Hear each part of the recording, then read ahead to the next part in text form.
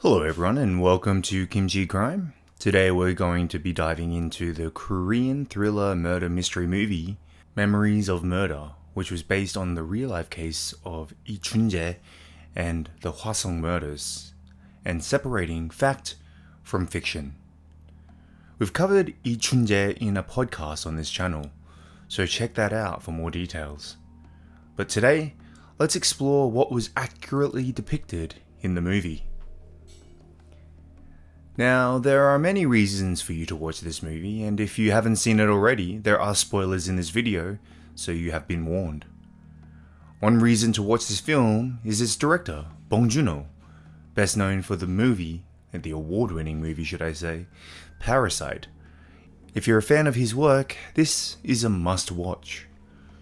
Released in 2003, Memories of Murder is based on the true story of the serial killings in the rural town of Hwaseong, between 1986 and 1991. Hwaseong is located in Gyeonggi Province, approximately 2 hours south of Seoul, South Korea. The film begins in Hwaseong's farmland, where we meet lead detective Park Do-man, played by well-known Korean actor Song Kang-ho. According to the Korea Herald, the actual head investigator during this case was a police officer named Hwaseong. However, he was not really noted to have any special traits like the character Park Do-man. Detective Park finds the first body in the canal located on the farmland on the 23rd of October 1986. Though this is the first body found in the movie, according to reports, the first actual victim was 71-year-old Lee Won-im, murdered on September 15th and found on September 19th, 1986. The first murder found in the movie coincides with an actual finding of the body on the same date. The real victim was Park Hyun-suk, a name not given in the movie. Not much information was given about the real victim Park, but what we do know according to reports is that she was around 25 years old, was murdered on the 20th of October while she was on her way home from a date with a potential future partner. This information was also mentioned in the movie as well. The scene cuts to Detective Park questioning a number of men in regards to the murder. None of the men seeming to have anything in common, and interestingly, the thing to point out is that many of the men were objectively not handsome, something that will be important later in the film. According to reports for the whole case, suspects grew to a total of 21,250, with many more fingerprinted and DNA tested. A second murder of a woman in the movie, Han Sung-gun, was later called in, and we find out later in the movie that the body was discovered on the 12th of December. Interestingly, the next real victim was 25-year-old Kwon Jung-bon, who died on December 12th, 1986, but wouldn't be found until April 23rd, 1987, almost a whole 6 months after. Though the two dates seem to match, I don't think this is actually the person that they were mentioning in the film. So going off the records, the real killings of the next victim in the movie could be actually depicted as 23-year-old Lee Jae-suk, found on December 14th, 1986 in a rice field 2 days before what was depicted in the movie. Her age was also 32 years old. Maybe they reversed the numbers 23 to 32, but this could also be a coincidence. In the movie, the victim was found wearing a red dress, found with a girdle over her face and her hands tied behind her back. Lee Jae-suk was actually reported to have been violated with her umbrella, but no umbrella was left in the movie scene. However, the importance of something left inside another body is something that will come up later in this movie. Now, a little later in the movie, Detective Park and a girlfriend are discussing the latest victim and mention the girdle over the victim's face. The girlfriend also mentions a person that might be of interest to Detective Park, a mentally disabled man named Baek Kwon-ho. Baek Kwon-ho had a reputation for running after women. In particular, in the past, he ran after a woman who was later murdered. Now, at the time in the movie, no one was suspected of that murder until the girlfriend mentions Baek Kwon-ho. Baek Kwon-ho is taken away and interrogated using some, let's say, not so nice tactics. There was a forced confession in the movie, but it was proven wrong. However, for the movie, Baek Kwon-ho becomes an important figure, which we'll find out later. Not long after in the movie, we are introduced to another detective, So Tae-yoon, played by Kim Sang-kyung. I couldn't find any information on another detective playing an important role in the real-life case, so it could be assumed that this character is fictional, but So is supposed to be the detective to really help out with this case. Detective Park is seen as an old-school detective that doesn't really follow the rules, procedures, etc. Whereas Detective So, who in the movie is from Seoul, is the more stable, cool-headed, forward-thinking, ambitious detective. Now, by this time in the movie, we are to think that there are only 2 victims. However, with Detective So's arrival, he believes that there is a 3rd victim from the information he has gathered. This could be referring to real-life victim Kwon Jung-bon, who I mentioned earlier, who wasn't found until almost 6 months after her disappearance. I won't get into too many dates as it might be confusing, but the dates in the movie don't actually match the real-life case for this victim in particular. Detective So also finds out that the 3 victims were all wearing red clothes the night of their murder, and the night of the murder was always a rainy night. This is a fact from the real case which led investigators to dress up female police officers in red and send them out on rainy nights as bait, which is something also depicted in the movie. Though Detective Park brushes off the idea of there being a 3rd victim, Detective So ends up finding the 3rd victim in a field. The real victim, who I think they are referring to, is Kwon Jung-bon, who was found in an embankment. In the movie, it is predicted that the killer will strike again, and therefore there is a sting operation set up to stop the killer from killing again. On the operation, as mentioned earlier, they dress up an officer by the name of Kwon in a red dress. Now, while waiting for any signs of the suspect, the detectives come across 2 schoolgirls who are running towards home in the rain. They are quickly gathered up by Officer Kwon, who asks them to stay with them until the rain stops, or until they can drop them home. Now, in reality, the next victim was a high school girl, while on her way home on January 10th, 1987. However, in the movie, they skipped this victim to a housewife who was on her way to her husband's work to give him an umbrella. Now, this is an incident that really happened on the 2nd of May in 1987. In the movie, a school student is murdered, but this isn't towards the end of the film. The murdered student also happens to be one of the students who was saved from the rain by Detective Kwon. This student also builds a relationship, well, not that kind of relationship, with Detective So, making this murder seem the climax of the movie. When the detectives seem to have come to another dead end, female Officer Kwon brings something forward to the detectives. Now, she miraculously figures out that a song requested on the radio called A Gloomy Letter is played on the same nights as the murder that have occurred so far. Now, this song isn't popular, so it raised suspicion, and it has now become a signature of the murderer.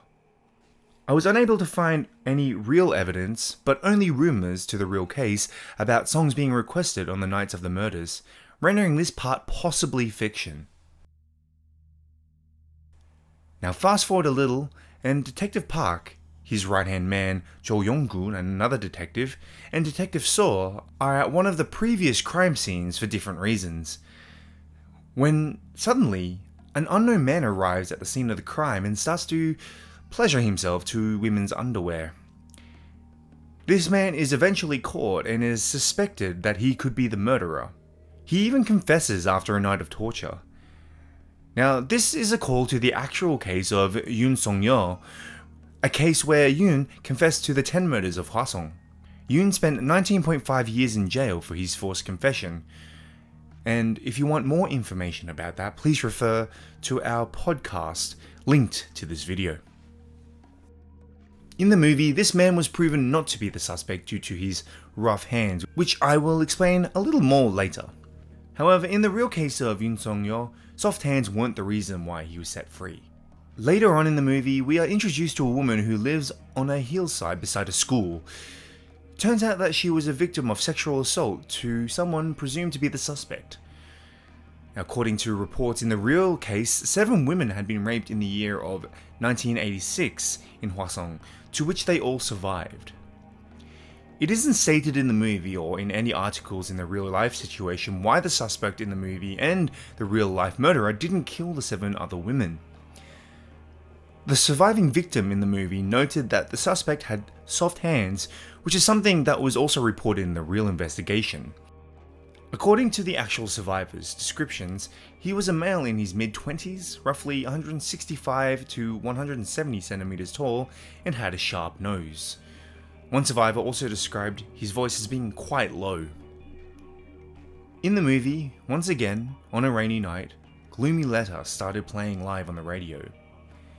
Detectives were unable to send any forces out due to riots occurring in the nearby city of Suwon.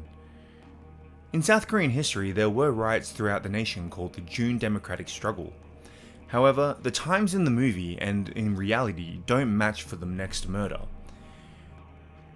In the movie, 28-year-old An Mi-sung was murdered, making the murder sometime in the movie between June 10th and June 29th, as that's the time when the riots occurred in real life. But the real victim with the similar name, An Gi-sun, was actually a 54-year-old woman, and this murder occurred on September 7, 1987. Almost 3 months after the riots took place. Also in the movie, the victim had peach slices placed inside her vagina, which is something really found in the real life victim's body. Back to the movie, and basically the last part, the detectives get a lead from a postcard sent to the radio station for the request for the song Gloomy Letter. They also get an address. Since these parts in the movie are only rumour, I couldn't find any information if the police got a lead on this or not. But in the movie it leads to a man named Park Hyun-gyu.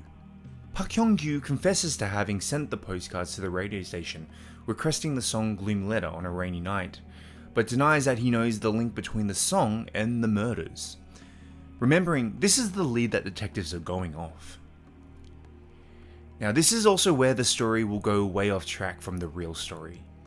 You see, the movie, as mentioned earlier, was put out in 2003, but the case actually wasn't solved until 2019, causing director Bong to come up with his own interpretation of what happened. Now in an interview after the case was solved, Bong said, "When I made the film, I was very curious and also thought a lot about this murderer." He goes on to say, "I wondered what he looked like." Now this is actually very important to how the movie was interpreted and the actual real life situation. Because once Bong saw the picture of the real criminal, he said he needed time to gather his emotions, and I'll explain more why in a second. Now in the movie, the likely suspect is Park Hyun-gyu, played by Park Hae-il, quite a handsome man. In fact, this movie made him very famous due to his handsomeness. So you could suspect that director Bong had an idea in his head that the killer could be someone like a Ted Bundy figure, good looking and able to coerce women in some way. Though it is mentioned in the movie that the possible suspect likes to surprise attack his victims, and this was also the case in the real life situation as well. However, in reality, the real murderer, Lee Chun-jae, was an average slender man with no standout features apart from his long nose. And, in my opinion, but also I think, objectively, he isn't that attractive. Now, to finish off how the movie ended, Baek Kwon-ho, the disabled man who was first accused of the murders, becomes an important piece to the puzzle. As originally, in his confession, he was able to recount all the parts of the murder of one woman, but what he was actually doing instead was recounting what he saw someone else do. He also recalled the face saying that he was handsome, again the story pointing out the aesthetics of the man. However, that was the only information given before Baek suddenly dies by a train, and making his eyewitness testimony useless. So later on in the movie, forensics end up finding semen on one of the victim's clothing, but due to DNA testing not being available during that time in Korea, which is also what happened in reality, they had to wait for the test results to come from the US. This means that Park Hyun-gyu is still a free man while these tests are sent off to the States. The movie hinting more that Park Hyun-gyu could be the murderer, and the fact there is one more victim. The last victim seen in the movie is the student we mentioned earlier. This is one of the scenes where we start to see the mental deterioration of Detective Saw. Convinced it is Park Hyung-gu who murdered the women and the student, Detective Seo, who was originally the cool-headed detective, has now lost his mind. He finds and attacks Park Hyung-gu after seeing the student and threatens to kill him if he doesn't confess. Park Hyung-gu ends up confessing to the murders, but during one of the last scenes, just before Detective Seo wants to shoot Park Hyung-gu, the DNA results arrive and the semen does not match our lead suspect.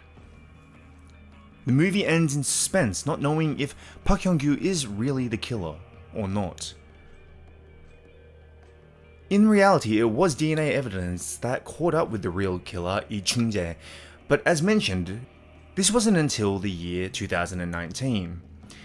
If you want the full analysis of how he was caught, please check out our video on Lee Chung-jae. And that was separating fact from fiction in the movie Memories of a Murder.